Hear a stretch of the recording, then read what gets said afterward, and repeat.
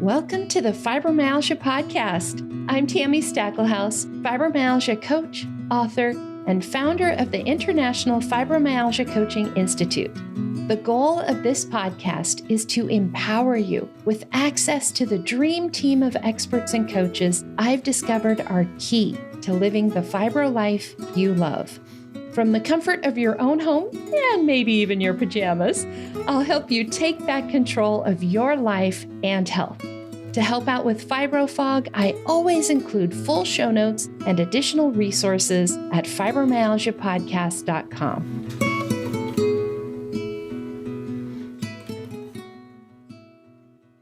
Welcome to the Fibromyalgia Podcast. I'm your coach, Tami Stackelhouse, and this is episode 116.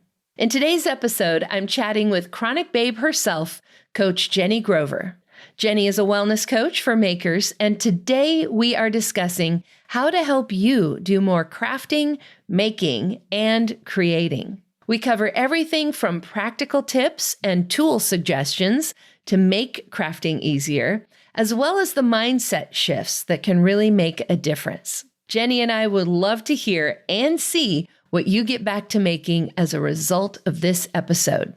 And if you're not a crafter or a maker, please listen in anyway. The tips and suggestions and just conversation between Jenni and I can really apply to any project and even just general fibro life.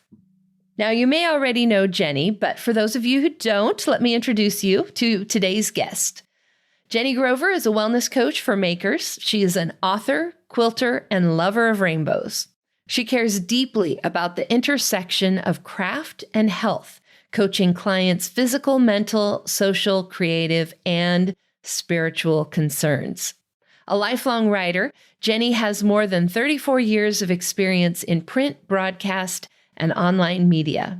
She has been a professional speaker since 1996. In a past life, Jenni was a concrete expert whose work featured in the History Channel's award-winning Modern Marvels show. So if you have cable TV and insomnia, chances are you've seen Jenni on TV. Jenni has lived with multiple chronic illnesses and chronic pain since 1997 and has devoted much of her life to advocating for those like her. Her book, ChronicBabe 101, How to Craft an Incredible Life Beyond Illness, has helped countless folks feel better. You'll also find Jenni in episode 31 of the Fibromyalgia Podcast, where Jenni and I talked about creative resilience. Jenni was one of the first people I followed when I was diagnosed back in 2007 as a young 30-something being diagnosed with fibromyalgia. I related to Jenni's work more than most of the other resources out there. So just on a personal level, I just want to thank Jenni for everything that she has done, because without her, I might not be here today. So thanks, Jenni. Now, I will have links in today's show notes for the other places where you can find Jenni for the other podcast episode, ways that you can connect with her, for Jenni's book.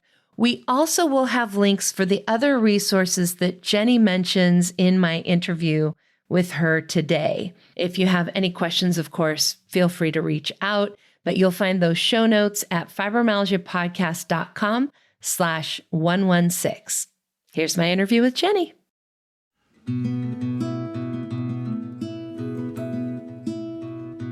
Hi, Jenni. Welcome. I'm so excited to have you back on the podcast. Hey, Tami. Good to be back and be with your people. Hi, everybody. So I just mentioned to you, it has been so interesting lately how much crafting and making things has been coming up in coaching calls. I've got some students who are doing their practice coaching, and it's been coming up quite a lot. And I know that those aren't the only people in the world who are making things in a fibro body. And who better to talk about that with than you? Yay, thank you. So why don't we back up a little bit and kind of tell people just a tiny little bit of how you got here and what you're up to these days. Oh, sure. Well, Tami, you and I have known each other for quite a while now. We go back a long way. I can't even remember exactly how we met, but I also have fibromyalgia. And we probably met through my ChronicBabe work. Our paths. You were one of the people I followed when I was first diagnosed. Oh, that's so cool. That's so cool. Yeah. So Yeah. I did that work from like 2004 to 2019, I think is right, or might be 2005. I've kind of forgotten because it's been a long time. But for 16 years, I was a professional chronic illness patient advocate and chronic illness coach. And that really grew out of my experience of having a bunch of chronic illnesses, not just fibromyalgia, but also asthma, Raynaud's, IBS, anxiety, depression, PTSD. A bunch of stuff show up in my like early and mid 20s, right? And I've always been a very creative person. And I always am trying to cultivate a resilience, a deeper resilience in myself. And so creating that ChronicBabe project was a way for me to pull my creative, crafty side and my advocate side together and make the very resource that I wished for. I made it like 8 years after I got diagnosed, because when I got diagnosed, I got a pamphlet. That's what I got. I got a trifold pamphlet, and they told me to take Advil. And I was like, well, that's certainly not enough. So in the early 2000s, I made this resource and I just kept it going, and I published a book and I did a lot of speaking gigs. So I've been really like obsessed with helping people feel better despite chronic illness.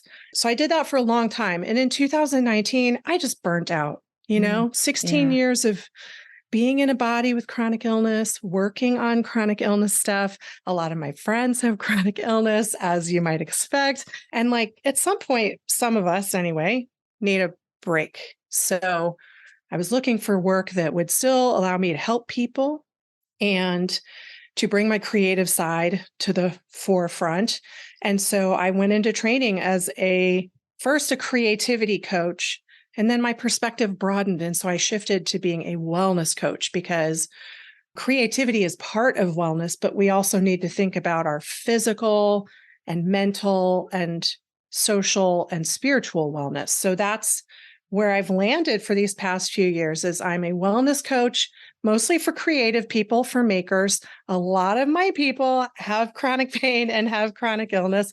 And part of that's because of my background. And part of that is just because humans get hurt and they get sick, So I love helping people stay creative and vibrant no matter how they're feeling. And sometimes that creativity helps them feel better. So it's a pretty fun career shift for me.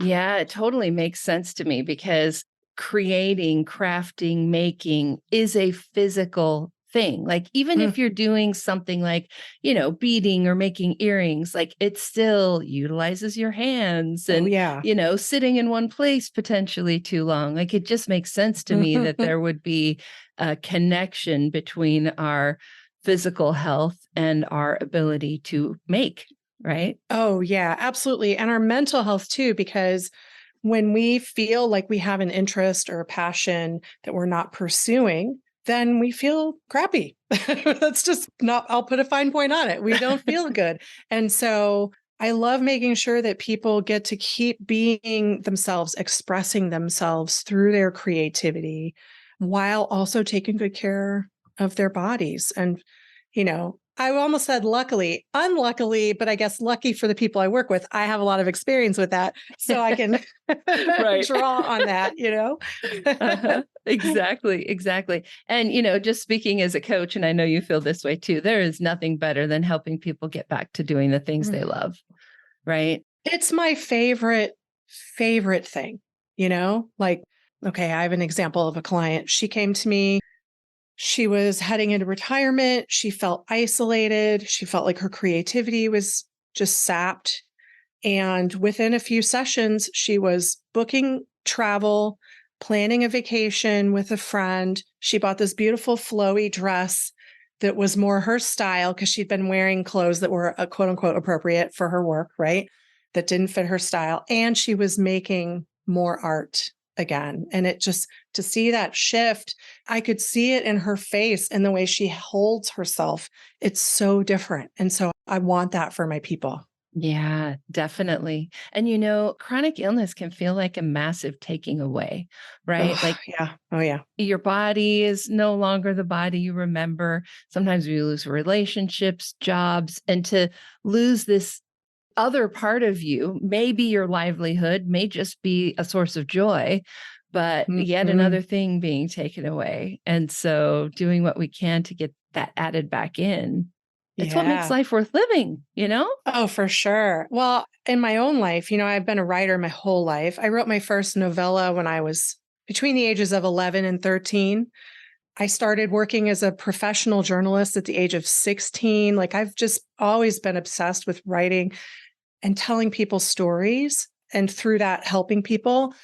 And when I first got diagnosed with fibro, I mean, my hands were so bad. It was so limiting in terms of how much work I could do. And so for many years, it was almost like, what's that game where you're trying to hit? It's like a Oh, the whack-a-mole. whack-a-mole. Uh-huh. Yeah. So like we'd fix one thing and another thing would hurt, and we'd fix them, and so it was like medications and hand braces and ergonomic office setups and timers that go off to help me remember to move and stand, and creams, and just like, you name it, I did it. And I mean, I was willing to do all that work because writing is like so much a part of who I am. I was not willing to lose that. But over the years, I've learned all these tricks that allow me to still be a writer. I do it very differently than I did when I was younger. Like, I used to pull all-nighters. I used to sit at the keyboard for 4 hours straight. Like, Right. none of that. Now I have a timer that goes off every 20 minutes where I do 2 minutes of stretching. I'm currently standing in front of my sit-stand desk, which will probably go up and down multiple times during this interview. I schedule my day in like little chunks. So I wrote for an hour this morning. I ran an errand. I wrote for an hour. I took the dog on a walk. I wrote for an hour. I had lunch, like that kind of pacing. So I've learned so many strategies. And oh my gosh, voice to text, that technology has been incredible the last couple of years. Like, it's changed the game for me, just being able to dictate so much Mhm. stuff. So, I've had to stay open to the tools that are available to me, and also pay attention to my own like mindset challenges, the resistance I sometimes had to changing my way. So that's been a real learning process. So when I see a client or even a friend or a colleague, and they talk to me about how they're missing doing something because their body isn't cooperating or their mental health isn't cooperating, I go into overdrive. I've got like 10 things they got to do, to kind of get it back, because I Yeah. will not accept that they're going to just let it go. Like, we're going to work on this. Right. And what's also unacceptable is trying to keep doing the things the same way you used to and sacrificing Yeah. your physical health to do it. That is also not acceptable because it doesn't have to be that way.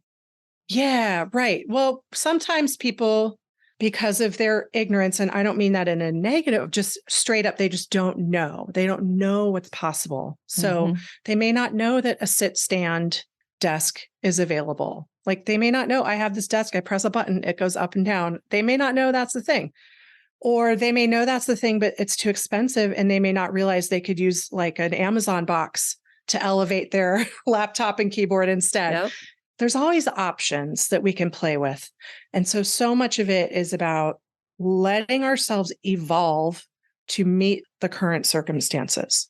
That's about growth mindset. We can either have a fixed mindset where we stay where we are, we're pissed off because we can't do it the way we used to, we don't want to change. That's where we're comfortable. We dig in our heels. That's what we call a fixed mindset in coaching. I know you know that. You're nodding, but your Yep. listeners may not know. But then there's this growth mindset where we're open to possibilities and we're willing to try things, and willing to try things and fail and be Mhm. okay with that, because that's how we learn what's going to work or not work. And so we can be one or the other. I mean, we're all on a spectrum of it. It's not a black and white thing, but to lean into that growth mindset of being willing to try and willing to investigate and research and willing to maybe make mistakes or try things that don't work, and set aside discouragement and like that often means surrounding ourselves with people who believe in us and remind us that it's okay to try something and fail. They're going to help us find more solutions. So that's why I have a coach. I have a therapist. I have a whole pain team, so a PT and an OT and a pain doc. And I've got friends and colleagues and a mentor. And like, these are all people who help me remember when I forget that I can keep going. Because even I, as a professional, I still sometimes want to give up because it can be a drag. It can be a real drag to have your body kind of defy your desires over and over again. So we all Right. need that, We do. It's so true. And I have a coach too. Mhm. It's so hard. You talked about ignorance and meaning just not knowing, right? Like not Mhm, knowing about a mhm. sit-stand desk potentially. But also sometimes we're blind, right? Like it's really hard to see our own stuff Oh, yeah, because either, I mean, let's be real, brain fog, right? Like you cannot for think real, clearly. So for real. problem solving isn't always something that we're good at, especially if we're in the middle of the pain and the fatigue and, all flared up. Your Yeah, brain is yeah. not going to be helping you come up with solutions in that moment. Right, So right. we need to have other people reflecting that back to us or asking the questions that help us find our own answers. I think that's one of the biggest things that's helpful to me is people just asking good questions. Oh, yeah. I love it when I'm working with a client and they say, well, that's a good question. And I'm like, they should all be good questions not should, but you know what I mean. I aim for them all to be thought provoking, challenging questions. But yeah, we want to stay open to that. And we need to call in, like you need Team Tami, I need Team Jenni. We need our people to help us figure that stuff out when we have those blind spots that you mentioned. It's really important. So thinking about some of these, mindset shifts and things we have to do differently, what are some, I don't know, little bits of advice that you might give somebody to kind of help them moving in the right direction if somebody is feeling Mm. just, really stuck, like they can't do the things that they want to do? Yeah, yeah. So I think a really simple early step to do is to start searching online for whatever the topic is and making it accessible. So, accessible sewing, accessible quilting, accessible knitting, like those kinds of things. There are often people today who are writing about those topics, or they might be on Instagram making videos to show you tools you can use. So that's always a good place to start. A friend of mine, her name is Rebecca Cartwright. She has an Instagram account called Creativity Over Productivity.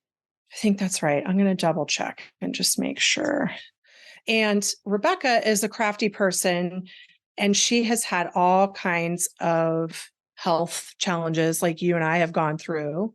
And she is dedicating this Instagram account to advocating for and teaching people how to do more creative work and to focus on that creative energy rather than measuring their productivity against people who don't have health challenges. Yeah. So she's creativity over productivity.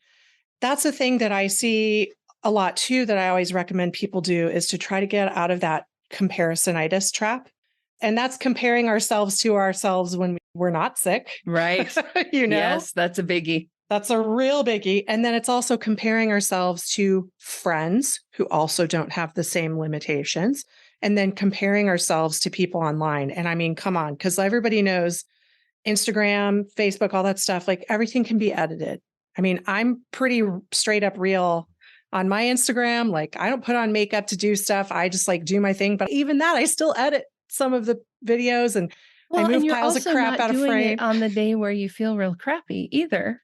Right? Like Mostly just not. Yeah, naturally, it's sort of the highlights of your life because totally. that's what you naturally want to share, right? Yeah, because who wants to share? Oh, I felt terrible today, so I just lay on the couch watching The Walking Dead for 5 episodes and eating Cheez-Its. Like, that's not good social media content. I mean, it probably would be for 30 seconds, but yeah, Right. Yeah. that's not when we're going to be excited to like share our lives online. So if you're comparing yourself to people online, So I'm a quilter, so I'll use quilting as an example. There are people who crank out a quilt a month, and I'm lucky if I get one or two done a year. So if I'm comparing myself to someone else who doesn't have health issues and maybe has a lot of money or maybe is tired or whatever, I'm going to feel like crap about myself. So I like to challenge people to back away from the habit of comparing ourselves to other people and to our pre-illness selves, you know? So that's another trick. It's not really a trick. It's just a practice I like to teach people.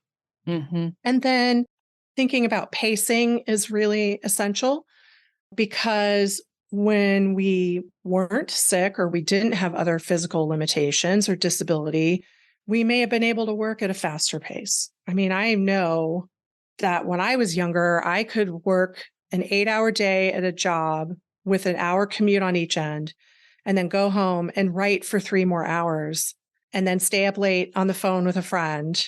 You know what I mean? Right. And be Right. fine the next day. That's not my life now. I'm in bed at 9 o'clock. Like, this is how, if I work 6 hours in a day working for myself, I feel like that's a pretty busy day. So we need to think about how we pace our day. And there's lots of ways we can pace ourselves. We can use apps or reminders on our phone or our laptops. We can even use a little like wind up reminder, like a timer I'm holding up for people who are just listening. And you could use these really simple tools to remind yourself to pause and take a break. Like for me, remind myself to stand up if I've been sitting for a long time, or to sit down if I've been standing for a long time, to rest my hands, to do some stretches, move my neck, move my body around, drink some water, maybe close my eyes if I've been staring at a computer screen. So we can use these tools to kind of incorporate little breaks throughout our day. And also, sometimes we need to take a day off. Like it used to be that I would quilt every single day for a couple hours. Yeah. So last Sunday, I did a bunch of gardening, which uses my hands, and I was like bending over a lot. And then I came inside and my friend came over and I sat at a table and hand sewed for a couple hours. And then the next day, my right hand was just killing me. And I think it's partly because I didn't think about that pacing. I didn't think about how many hours in a day. And so instead of quilting every day this week, I'm taking the whole week off because I have to rest my hand. So that's the other thing to remember, is that when we learn pacing strategies that work for us, we have to continue to honor them, because if we blow them off, then we will be more limited for more days. And so I think I was just out of my normal routine. So I forgot to do what I normally would do to pace myself. But that was a learning experience for me. To circle back around to that growth mindset, there are some people, and I used to be this way, that would beat themselves up for doing that. Like I used to beat myself up and be like, oh, now I'm paying for it. And it's like, no, you're not paying for it. It's just your body giving you some signals that you might want to make a different choice next time. So that's that growth mindset, looking for the opportunity to learn from something that didn't go great and do it differently the next time. Exactly. Exactly. And I think those, getting outside of your routine really is a biggie, right? Because probably both of those two things that you did would have been fine on their own. Oh, for in sure. the way that you did them and how much you did them, putting them together. Same thing happened to me just last week. We had company come visit. And so we did like a tour of the underground downtown Seattle, which is super fun. Oh, and cool. then we went and toured my husband's work. That was super fun. But, the next day it was like, oh yeah, make a note. Don't do 2 walking tours in one day. That's not the wisest choice. Yeah, right, right. But it's like you're out of your routine, you're excited, you're distracted. Yeah. And so you may not be as mindful about your body because you have guests, you're entertaining, like those things. And that's okay. Like, it's not like we have to get mad at ourselves for not getting it like perfect every time. Au contraire, we need to just practice being gentle with ourselves and saying, okay, well, I learned something valuable for next time. So Right. the goal isn't to create so many habits and processes that everything feels regimented and there's no spontaneity or fun. Like, that's not the goal. The goal is to keep practicing and learning things that work so we can have an adventurous life, so we can go out and be the bigger, wilder, braver version of ourselves. and know that if we feel kind of crummy the next day, well, we've learned something. And, if we try to regiment everything and break it down into rules for everything, then life is just not fun. It's just boring and stuffy. Particularly for creatives, right? Because Oh, man. that's not the way creative brains work, Yeah. right? Yeah. Yeah. I mean, you're a writer as well. You know this. We need inspiration. We need influence. We need to be around people or in nature or listen to good music or play with fun color or whatever. We need those moments of input, sensory input, intellectual input that keep us excited.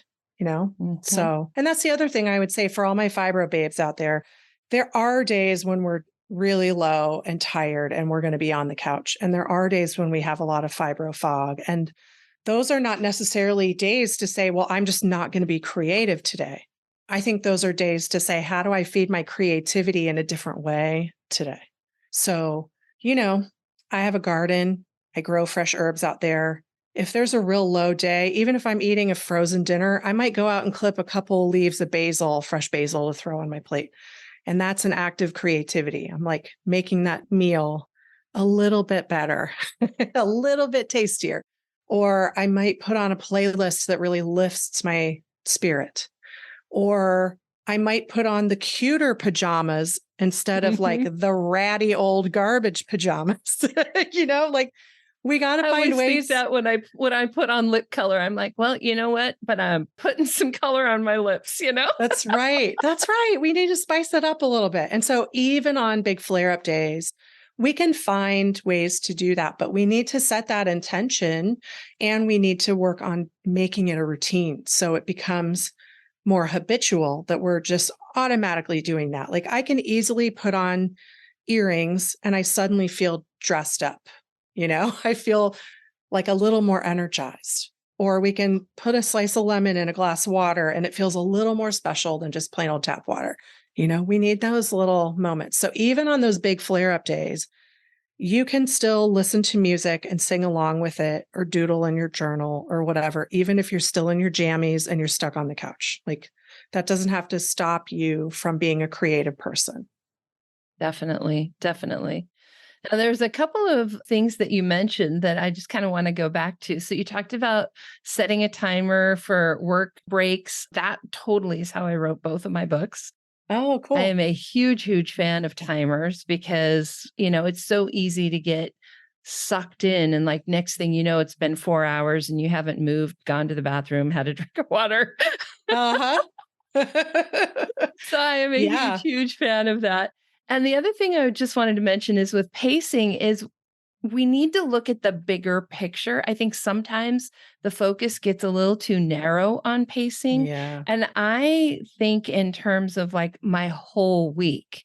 So I might do stuff that's physically demanding one day and mentally demanding the next day, Oh, or, yeah. or change the kinds of muscles that I'm using, kind of like what you would do if you were working out, right? Leg day, arm day. Yeah. Right. Right. Brain day. Yeah, yeah. And just this pattern of work and rest isn't just, right now today. It's balance over the Oh, yeah. bigger picture, right? Yeah, well, when we're not feeling well, there's a feeling of like urgency and immediacy that is hard to ignore. There's stuff in our body and in our brain that's kind of screaming at us. It's going, Tammy, I don't feel good. Jenni, I don't feel good. And it creates a sense of urgency. And so then other things we're doing in our day can accidentally take on some of that feeling of urgency. And then we get that tunnel vision kind of that you're talking about where we're so focused on this little micro moment. But I really agree with you. If we back out and we say, but how about this week? Or how about this month? Like, how does this fit into that context? So can I take a breath and slow down today and care for myself in a deeper way? Can I be patient with myself? Can I show myself some love and respect? Like this body is trying really hard to do its thing and it's struggling. So instead of being like pissed off at it because I can't do everything like I want to, what if we treated it like a really good friend that was hurting? What would we say to our best friend. We wouldn't say, keep going, girl. Like, no, we would say, you know what? Let me sit on the couch. Let me make you a cup of tea. I'm going to give you a gentle hug. Here's my cat to pet. We would care for her so much. So it's really great when we can learn to do that for ourselves. But you're right, Tami, the context thing is really big. Like in quilting, we look at like people will make tiny, I don't even want to call them mistakes, but let's just say, we have points that are supposed to match or a triangle that accidentally gets cut off. So the point isn't super sharp and people will lean in and practically have their nose on the quilt to show you like the mistake they made. But if they back out 2 or 3 feet and you can't see it, who cares? Context. Like it's just one tiny, tiny moment that isn't quite right. No biggie, Right, right. And life doesn't come in perfectly measured increments either, right? And neither No. do projects, right? There'll be times where, in life, like having company over or whatever, where maybe Yeah. you just do need to do more. And then how do you balance that Yeah. out on a different day, Yeah. right? Right. I have a perfect example of this. So my beautiful niece, Reagan, graduated from high school in May. And at the beginning of the year, she didn't quite ask me. She asked her mom to ask me, which is very sweet, if I would make her a quilt, a graduation gift. And I was like, heck yeah, Reagan's rad. I want to make her the coolest quilt. But I've been really busy because I've been working on my business and working on my own creative stuff. And so I made a couple of like user errors. I started her project a little bit late. It was kind of overambitious. I said yes to making a queen size quilt, which is giant. And then I ran out of time to send it to a long armor. That's a person who will do the actual quilting, like sew all the layers together. And so I needed to do it myself in order to give it to her at graduation, which I really wanted to do. I just wanted to like physically wrap her up in it and hug her. And so I quilted it myself on my home sewing machine, and it was a beast. And so I had I to can't really even pace imagine myself. fitting a queen size Yeah. anything on your home sewing machine. I know. So my sewing machine has like a 10-inch throat space. So it is designed to be able to fit up to like a queen size quilt. But as you're quilting it and running it through the machine, you have to hold the entire quilt on your shoulder. Because if it drags at all, you have tension and then the stitches aren't right and everything goes crazy. So I'm holding this giant quilt, supporting it on my shoulder. If you're not watching the video, I'm lifting up my shoulder. And I felt really quickly that that was not going to be cool if I did it for more than like an hour a day. So every day for like 10 days, I did an hour on that quilt. And then even during that hour, I took a break halfway through and I did stretches and motion exercises to make sure that I wasn't hurting myself. And I took Epsom salt baths every day. And I did not do any other stuff with my hands. I didn't make meals. I didn't mow the lawn. I didn't do any other crafting. I was like, I have to pace myself. So I'm setting all these limits. But I did get it done. But also I learned I can be a procrastinator. So knock that off. And never quilt a queen size quilt again on my home machine. It's too difficult. Oh my goodness. Yeah. Yeah. But those were all choices that you made. Some Yeah. better choices than others, right? But like, that's very kind. But like the choice to, okay, I am choosing to do this thing. So that means I'm Yeah. choosing not to make meals, not to do, Right. like clearing the board so Yeah. that you could take on a bigger project like For that. real. And yeah, and part of that is also like I have people in my life, including my husband, Joe, who I can say to him, listen, either you're cooking for the next 10 days for dinner or we're having frozen meals, but I can't cook. And he's like, great, I got you. We'll figure it out. So we need to enlist the help of our people to say, and I had my nephew come and mow the lawn so I didn't have to do it. Like we need to ask for help so that we can prioritize this stuff. And it's okay to prioritize this stuff. And frankly, even if I was making that quilt for myself instead of as a gift, it would still be okay to do that. It's a choice that I get to make, that all of y'all get to make, that you get to make, So, but we need to be intentional about it so that we don't break ourselves when we're trying to be creators.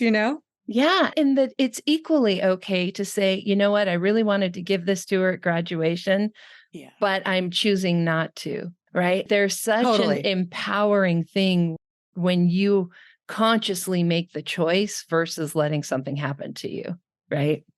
Oh, yeah, that's a great distinction to make, Tami. Thank you. Yes, I could have chosen that. And there, at any point, I could have stopped and said that's what I wanted to do. But I kept checking in with myself and asking, do I still want to try to finish this? Is it realistic? How am I feeling? So, I mean, I was checking in with myself every day to make sure it was okay.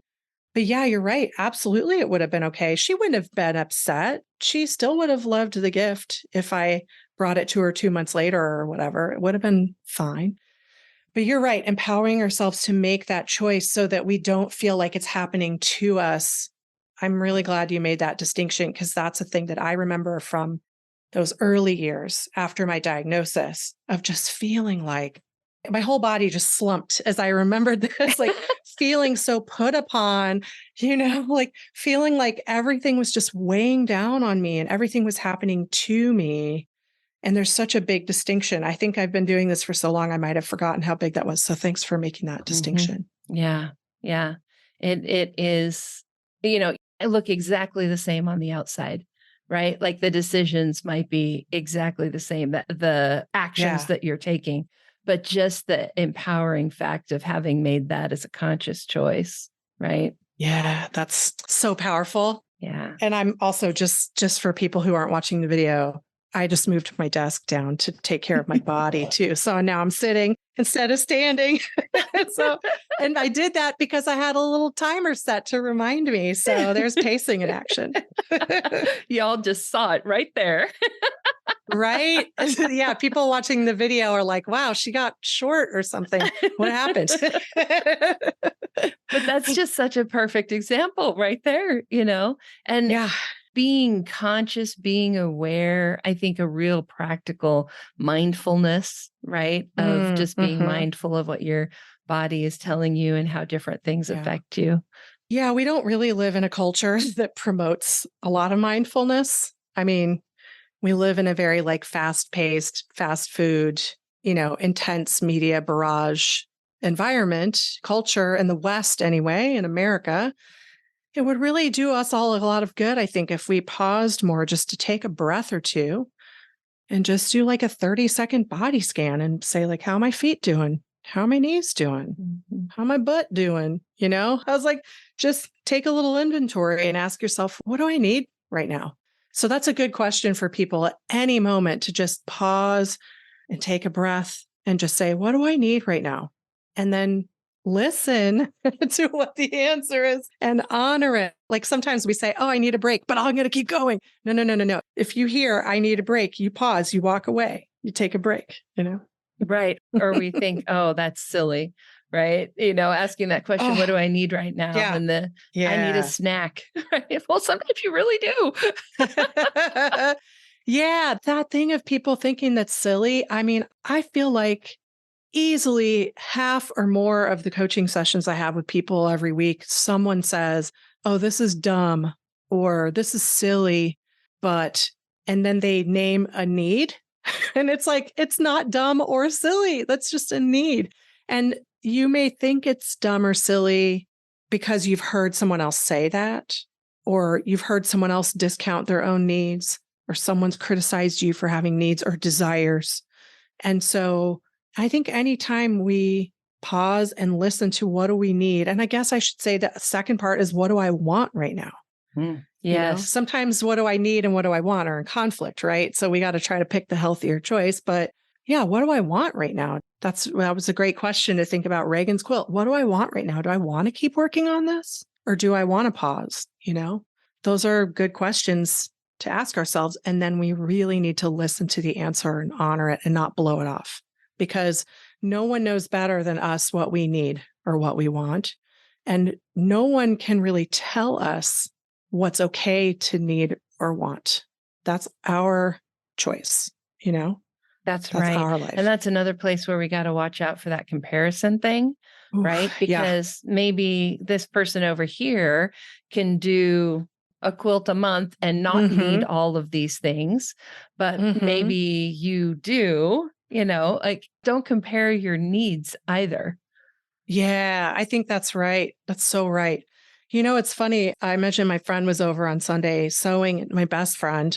I adore her so much. And she is a single mom of two and she works full time. And so I do not have kids. I work for myself. I have no commute. I have like lots more free time and disposable income. And so sometimes she would like to be quilting more. She would like to be doing more stuff like that. And she sometimes sees me being creative and making things. And so she sometimes has said to me, like, man, I sometimes feel kind of envious. I'd love to be in that position. So she was over on Sunday and I said to her, I've been so busy working and getting my business more strong this past year. This is only the second quilt that I'm working on this whole year. And sometimes I look at friends and I'm envious because I want to be making more stuff. And she said, let me hold on. I want to pause. I'm digesting that. You just said something that I've said a bunch of times, and it's actually quite helpful for me to hear that that's the thing you struggle with too. Mhm. So maybe we can both cut ourselves some slack on getting done what we are able to do with what we have. And I'm like, yeah, she's also a coach. So it's not surprising that she was like, hold on, let's pause and think this through. And, she thought about it and digested it for a Mhm. learning moment. But yeah, there's so many ways we can compare ourselves to other people. And for the most part, it does not help us. Yep. Yep. And that could be anything from like using more accessible tools, right? Mm-hmm. To I need somebody else to make dinner.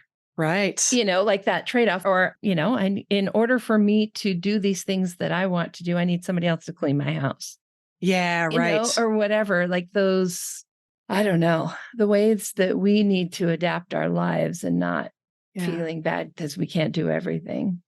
Yeah, you mentioned house cleaning, and that's a real big one for me because we have a house cleaner and I have had one for many years.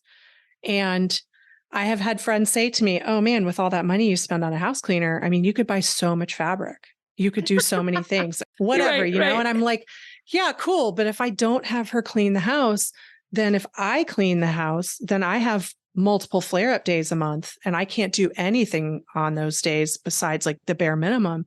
So that's me throwing money at a problem. And I'm really privileged to be able to do that. I couldn't always do that. But even when I was like struggling, newly divorced, in the Great Recession, all my clients weren't paying my invoices. I ate rice and beans and ramen, and I still had the house cleaner Yeah. because I had to prioritize to take care of my health. And that was a way that I did it. So we make choices, and I still, even then, I recognize that was still an enormous amount of privilege because I have friends who can't even do that. But we make choices and it's okay. And so even though a friend might say to me, oh, I wouldn't spend my money that way. Well, fine. Don't spend your money however you want. I don't care. Like I'm going to spend my money the way I want. Exactly right. And our time and our energy, right? Oh, yeah. Yeah. And my social currency and like you name it. I'm going to make those choices for me. And anybody who doesn't like it can just keep it to themselves. It's the nicest way of saying it. That's right. That's right. So let's talk about just like, I don't know, real practical things that people Sure. could do or do differently that might Mhm. help them get back to making things again. Okay, cool. Yeah. So we talked about pacing. So I'll tell you a couple of like specific things that I like. I like the break time app on the computer. It's a great way to set a recurring timer on your computer to remind you to take breaks. I like this little time. It's called the Time Timer. It's a silly name, but it's called the Time Timer. It's a visual timer. And so if you go to Amazon and look that up, it's very pretty and really inexpensive. And it's a great like desktop timer. So those are two pacing tools that I like a lot. I think that for practicality, for people who are crafty and doing hand crafts, I think it's really good to think about researching more ergonomic tools. So, for example, all my quilting tools are ergonomic tools, all my gardening tools are specially designed to not put strain on the wrist, for Mhm. example. Like the scissors that open themselves back up and at the right Yeah. angle and Mm-hmm. stuff like that. Yeah. Mm-hmm. And I have on my quilting ruler, I have this thing. It looks like a giant telephone. I'm going to show you, Tami. Hold on. Folks on video. So it has the worst name. Okay. It's called the Gypsy Gripper. I hate the name. Love the product. So Oh my gosh, it does look like a giant phone. yeah, it looks like a If you giant guys are listening old-fashioned to this, handset. you should watch the video just so you can see this thing. Hi. So it looks like an old-fashioned, like that we've still used in the 90s and 2000s, but it looks like a phone handset, but it's got a suction cup on each end and you put it on your quilting ruler and it suctions it. And so when you're putting pressure on the quilting ruler, you're putting pressure on the grip and you're not putting your hand flat and putting pressure. So it takes the pressure off your wrist. So I mentioned that as one example of many different ergonomic tools that I've discovered. So I think a very practical thing that everybody can do if they're a crafter is to look for those tools that make their craft more accessible, reduce pain, reduce strain and fatigue. So that's a really practical thing to do. And also find people like my friend Rebecca, who's doing accessible crafting, stuff online and teaching methods. And also, I think joining some kind of club or a guild, like I belong to a quilt guild, is a very practical way for people to meet folks who do the same craft and then get a lot of ideas for tools like that. Like I've learned about almost every ergonomic tool that I use because of friends I made through that like quilting club. Plus, you get to make friends. Right. Right. Exactly. And sometimes they help you with things which we all need help with. So that's another thing we all need to be doing. I love that. I love that. And you and I talked too a little bit before we started recording is that, people like occupational therapists can be a Oh, yeah. great resource for helping to figure out the ergonomics, the tools, different ways Mm-hmm. of doing the task. Everything from, picking up your groceries to knitting or crocheting, right? Yeah, for sure. I have brought nail polish to sit with my OT. I gave her a manicure one day so she could teach me all about posture and how to hold things. And she also showed me a few tools. Like I have this cool tool that sits on my hand that the nail polish bottle rests in. So I don't have to hold it and pinch the bottle with my hand, but it sits in this little holder that's on Okay, top of my you're going to hand. have to send me like the link to I gotta, that. I gotta send you the link to that. Because Okay, that's I'm the making thing that myself always a gets me note. when I'm doing my nails too. I'm like, Yeah, where do I put this dang bottle? I got your tool. So it's being open to working with people like that. Yeah. I'll send you that link and maybe you can put it in the show notes Oh, if people want absolutely. it. Yes. Yes. So going to OT, going to PT, asking for help. And yeah, I've given manicures to my OT. I've done embroidery and hand quilting at occupational therapy. I once had a session where she just showed me how to put on and take off sports bras. Oh my gosh, that's no Because joke right there. it is no joke for a big booby girl like me. It is serious business. So I needed it because exercise is a big hobby of mine too. And because I do so much exercise, I'm able to be more creative. So they're really tied together. So Mhm. I needed her to help me figure out how to get the sports bra on and off without ripping my shoulders to shreds. So we need those people, Tami. You're right. We need those guest experts. And we might feel resistance. We might feel like it's a drag to go to PT or OT and we don't want one more appointment in the week. But sometimes the skills they have, the things they can teach us are what make our craft and other hobbies accessible to us. Mhm. And also, I think organizing your space so you can do your creative work more efficiently is really important. So I'm a real tidy person. I confessed to Tami before we started recording that there are a couple piles of things off camera that you can't see. Actually, I'll just be real with you. There's some piles. There you go. I just turned the camera around. So, but mostly my space is tidy and organized so that I can find what I need because I have limited time and energy and I don't want to waste that hunting for a special tool. that I need. And I don't have unlimited money and I spend a lot of money on healthcare. So I don't want to lose an expensive tool that I need for crafting and have to buy it and replace it, for example. So I think that craft room organization or creative work or organization is really important so that we aren't wasting time or resources as we try to pursue this craft. And I So think that's some of another that thing. too can even be like reaching for things, having the things that you use Yes. most close by. I'm thinking Yeah. about, in the kitchen, like cooking or something, or even just putting away Mhm. dishes. How we organize the space can mean more or less effort, right? Oh, for real. Like in the kitchen, you want that triangle between the sink and the stove and the fridge. Like there's a workflow that can happen when they're all within a certain proximity of each other. The same thing happens in here. So for folks watching the video, you can see it, but I'll try to describe it. So I'm sitting at my desk right now where I work and write and do my coaching work on Zoom with clients. I can easily slide over here just a couple of feet and I'm at my sewing machine. And then I can turn around a couple of feet and be at my cutting table where I'm measuring and cutting things.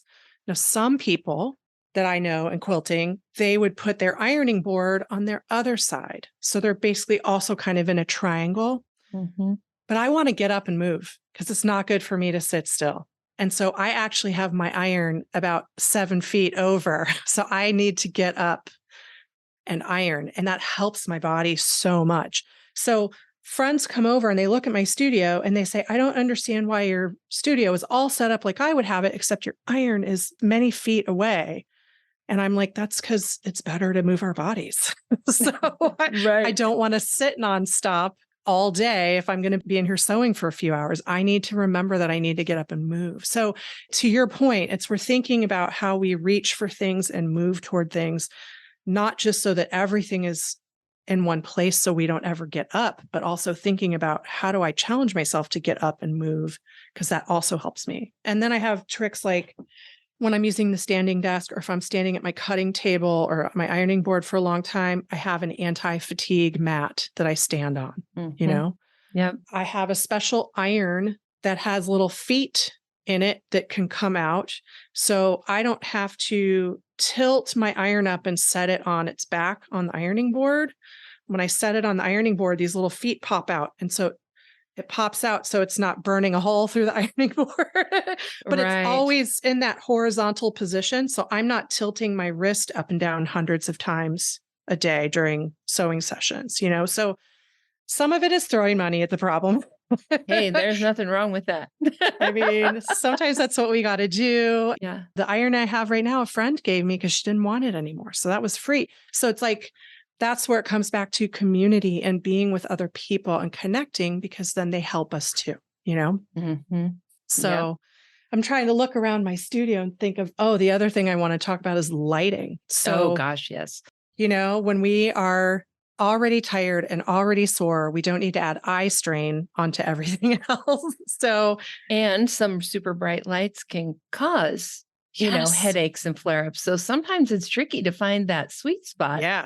Yeah. So my sweet spot is that I have a sewing machine that has a really nice built-in LED light. And I have overhead lights, but I also have task lighting. So I can turn off my overhead light and turn on task lighting at my cutting table. There's task lighting by my sewing machine. And then I have a task light here on my desk. So I can turn overhead lights off and have like real nice mood lighting if I want to. But still be able to see. But still be able to see. Oh, and then one last tool I want to mention. So I'm 50 and I really, out of pure vanity, I am a little embarrassed to admit it, but I will admit it. I avoided getting progressive lenses in my glasses because I thought that was old people stuff. Yep, I did that too. Why do we do that to ourselves, Tami? I don't know. As soon as I had my first pair, I'm like, oh my gosh, I should have gotten these so many years ago. Yeah. And it was like, I don't know why I resisted. So it was pure vanity. And now that I have them, I'm like, this is one of the best creative tools I've ever had because I can see really clearly up close and I can see really clearly mid-length and I can see really clearly far, which means I can do all the things with one pair of glasses. So I'm saving money and my eyes are happier and I'm able to do more stuff. So like, don't let vanity get in the way. Who cares? Use the tools at your disposal. But the biggest tool, and I'm pointing at myself, I'm the biggest tool in this conversation. That's what it's true. I love it. But yeah, my brain, this brain that I'm pointing at is the biggest tool. So we got to also fuel this brain. And that means staying hydrated, taking our meds on the schedule that we're supposed to. And that also means setting timers. And that means eating as healthy as we can whenever we can and getting good rest and really like remembering that our brain, even though it annoys us sometimes because it doesn't work quite how we want it to, it's our most important tool. And so we need to do those practical health things to take care of it. And we also need to keep it soothed. And so learning how to take care of our central nervous system, which I'm sure you coach people on. Tami is nodding vigorously. Yes. Yes. So yes, it's such a big thing, particularly for fibromyalgia, because of, so quickly getting stuck in fight or flight. We've got to make sure that we calm that down. Yeah. We want to bathe that nervous system in those like soothing, natural chemicals. So we want to, and taking a nice deep breath, we want to pay attention to our breathing. We want to pay attention to our posture, how we're sitting, how we're moving through the day, how we're scheduling our day. How are we giving ourselves breaks to just sit with our body and breathe? Are we giving ourselves what we need to soothe our surroundings? So that mood lighting, that nice calming mood lighting, or listening to soothing music, or turning off the notifications on our phone or whatever it is, so that we're taking care of that tool, because we need our mind and our nervous system to support us in this work, called life. So you would keep your scissors sharp, right? Oh, yes, I do. I have a standing date for scissor sharpening every year. So of Sharpen your course, brains. sharpen our brains. So, I mean, listen, I'm not opposed to the occasional cookie or donut, but I also eat a lot of salad. I don't want to demonize any food, but I do try to eat pretty low inflammation diet, and everybody's got different dietary needs and desires, but we want to take the best care. We want to fuel ourselves, right, as much as we can. Right. And, more of the things that help you feel good and less of the things that make you feel bad. Right. Like that's just the goal. Yeah. And your body will tell you. Oh, it will. And it's never all or nothing, like we're always on the spectrum of like, if I eat mostly healthy all day and then I have a donut, it's cool. Like it's not going to end the world because I had a donut. Right. But we want to think back to what we're talking about perspective, like zooming out and looking at the big picture. We want to look at the big picture. Like I have clients and they'll set a list of goals for themselves and they'll say, I have 15 things I want to do this week. And I say, cool, which 10 of them will you do? Like it's not because we don't want to overwhelm ourselves and feel like we have to be perfect at checking off every single thing. We want to say, I've got all these options for taking care of myself. How many are accessible and possible for me today or this week, Right. And sometimes self-care is not doing the things.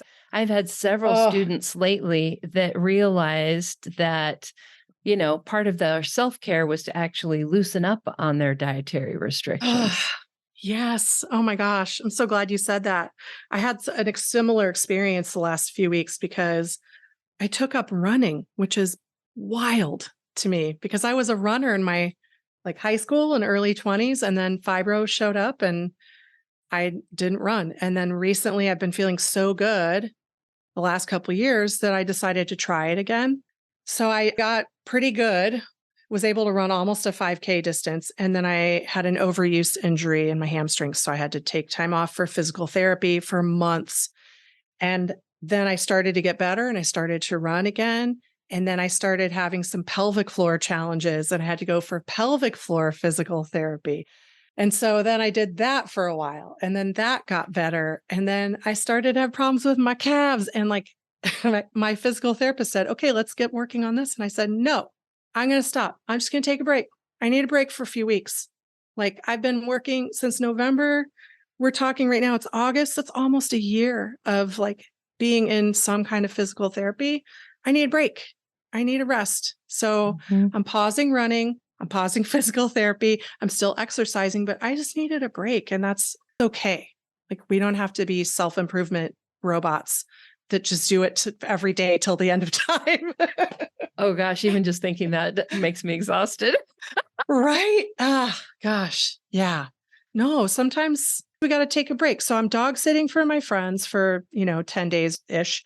And I have this dog. So my workouts this week have mostly been like I'm walking the dog 2 or 3 times a day. And that's perfectly enough for me. She's a brisk walker. So that's great. It's a beautiful way to take a break from this other self-improvement work I've been doing. She's way cuter than my physical therapist too. Not to, harsh on my PT. She's cool, but Pretty this much dog any is way dog cuter. would be, right? Right? I mean, yeah, heck yeah. I love it. I love it. So as we wrap up, I would love for you to just like any other thoughts that you have, anything you want to share to the people who are listening who are like, okay, maybe I can try this again. Oh, she's so sweet. Yeah, I just tilted my camera down because I think she knew we were talking about her. She came over to say hi. Hi. Yeah. So any last tips, huh? Yeah. Any last things yeah. Well, to come back to something we talked about for a little bit, I think, again, thinking about the big picture of, we're here in this life. We have so many choices and so many options, and we're so very lucky to live in the culture in which we live and have all these beautiful opportunities at our disposal and resources to care for ourselves. And so trying to think big picture and think about the overall arc of our wellness. And when I say wellness, I mean physical, mental, creative, social, spiritual. Let's look at the big picture and let's be kind to ourselves. If not everything is perfect, well, that's okay. Like if it's pretty good in the balance of things, awesome. So as much as we can to kind of back out a little bit, zoom out and get that big picture view and make sure that we're not too hyper focused on a couple of specific small things. That's one. And the second is, I think, just don't be afraid to ask for help, to get guidance from experts, from people like me and Tami, or from people like your occupational therapist or a nutritionist or whoever, folks who are trained and certified and know their stuff. They're there for you. They're resources for you to take care of yourself, because it's impossible for us, even though we are the experts on ourselves, we can't know every single thing. So don't be afraid to ask for help. And then the third thing I really want to remind people is just to try to pause and see beauty everywhere around them. Like it's as this beautiful dog is like nuzzling up against me and will not go away from me and wants to be petted constantly. And she's so beautiful. And like the texture of her hair and the little gray hairs that are starting to come in and the waves of that is so beautiful. Like we can see beauty everywhere around us. And so just trying to remember to look for beauty everywhere, because also for us creative folks, that's where we draw inspiration. Like this dog, her collar is so pretty. I'm going to make a quilt based on her collar because it's got this real cute quilty design. And she's looking at me like, what are you talking about? I love that though, because it's like you have a creative stomach as well as a food stomach and you need to feed it, right? Yeah, that's so right. We do. We are constantly in need of creative sustenance. That's right. We need music and flowers and, beautiful scented candles and colorful, funky people around us. And we need textures. Like I love to just, in quilting, we talk about petting our fabric. Like I'll just go over and kind of run my hand down the fabric on the design wall and stuff. And, we need to feed ourselves. It's a great metaphor, actually. We need that creative sustenance. That's right. And it's there for us if we open our eyes, if we stay open to its existence in everything, Yeah. Yeah. I love that. So real quick then, before we end, last thing, for people who are thinking about, getting some help, what does working with you look like? Oh, thanks for asking. Yeah, so I generally work with people on Zoom. I'm so thankful for that technology because it means I can have coaching clients everywhere. Yep. We meet generally once a week for about 50 minutes, and we have deep conversations in which I'm really partnering with my clients to help them learn to discover what it is they need in order to thrive. And so we have sometimes pretty serious soul searching conversations and sometimes really wackadoodle, goofy, silly, ridiculous conversations and everything in between. And we're getting real with each other. I'm a coach, but my clients are the experts on their lives. So we are peers.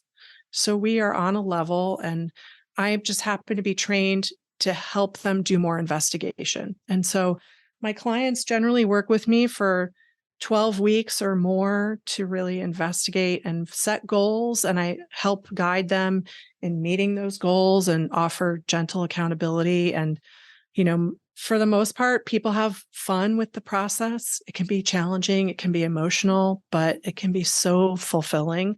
And I work with a lot of people with chronic health stuff because I just know so many people with health stuff and they know my background. You are ChronicBabe, so. I am ChronicBabe. That's right. So people know that they can come to me because I understand that part of it. Like some wellness coaches, because I am a wellness coach, some wellness coaches are like, eat this and do this stretch and do this exercise. And that's not me. I'm not prescriptive in that way. I work with each client has their own custom tailored experience with me to try to figure out what's going to help them feel the best in mind and body and creatively. And your focus is on people who are makers, crafters, Yeah, right. I'm a wellness quilters. coach for makers. So yeah, quilters, knitters, painters, writers, singers, you name it. If you're a creative person, or even if you're an aspiring creative, if you Right. feel like you're Right. not creative, but you want to be, oh, I love to work with those people because I love it when people says to me, I'm not creative. And I'm like, give me an hour. We're gonna help you Yes. see that you are creative, So I love working with those kinds of people. That's awesome. Well, Yeah, thank you thanks, so Tammy. much for being here, Jenni, and for sharing all of that. I know this is going to be helpful for so many people and get people back to doing the things they love to do.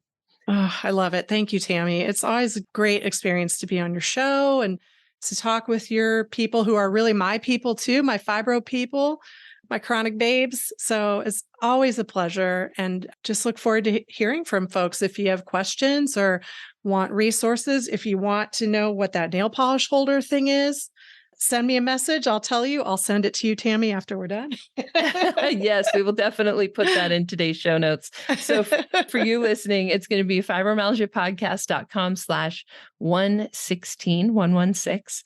We will definitely have that nail polish holder, but we'll also have how you can get in touch with Jenni and some of the other resources that we've talked about too. But Jenni, why don't you go ahead and just tell people how they can find you? Yeah, sure. Thank you. So I'm Coach Jenni Grover, like everywhere. So the website, Facebook, Instagram, Pinterest, LinkedIn, you name it. Coach Jenni, and that's Jenni, Jenni, Grover, like Sesame Street, Grover. So Coach Jenni Grover, everywhere you go, that's where you'll find me. And if you're looking for my book on thriving with chronic illness, that's also under Jenni Grover on Amazon. So that's where you can find me. Awesome. Thank you again, Jenni. Thanks, Tammy. You're the best. Go do something creative, okay?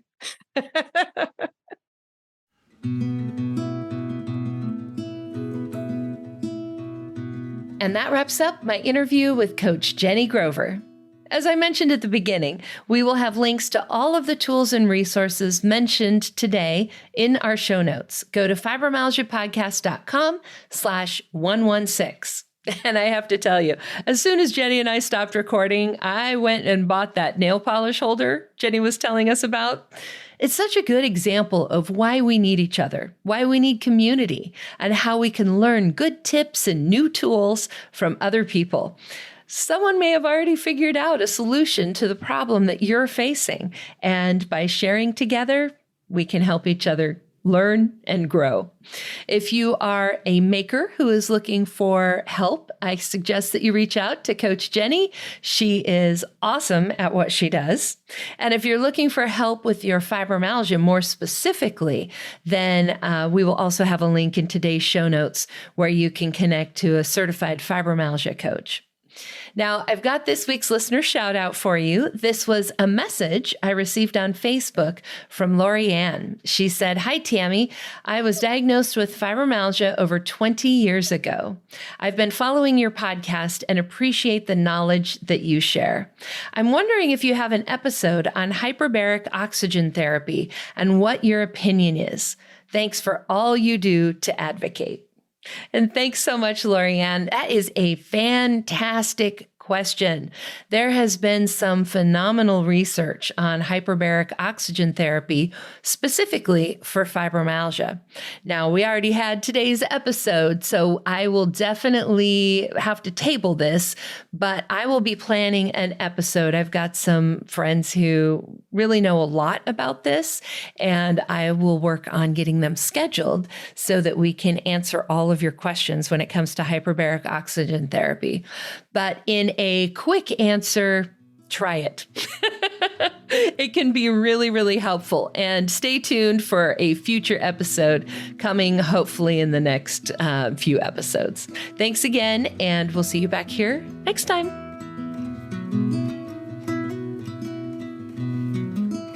And that wraps up another episode of the Fibromyalgia Podcast.